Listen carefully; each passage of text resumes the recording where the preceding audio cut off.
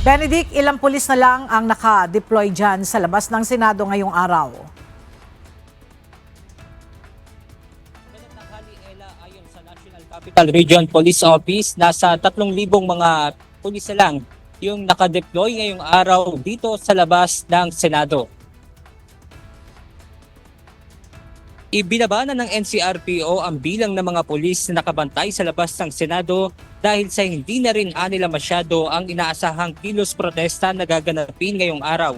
Sa panayam kahapon kay NCRPO Chief Police Major General Anthony Aberin, sinabi nito na patuloy ang kanilang ginagawang assessments maging sa labas ng Senado at sa loob at sa mga lalahok sa rally. At dahil ang Senado ang nagsisilbing impeachment court para litisin ang pangalawang Pangulo, mahigpit pa rin ang ipinatutupad na seguridad ng PNP at maging ng Office of the Sergeant at Arms sa Senate premises.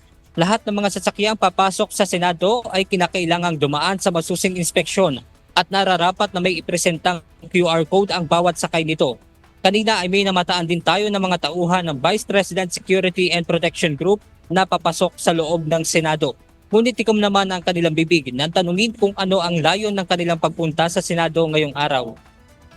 Ela, sa mga oras na ito ay may namamataan na rin tayo ngayon na mga taga-suporta. Unti-unti na nga nagtitipon din dito yung mga taga-suporta ni Vice President Sara Duterte. Yan muna ang ating update mula rito sa Pasay City. Balik sa inyo dyan, Ela. Maraming salamat, Benedict Samson.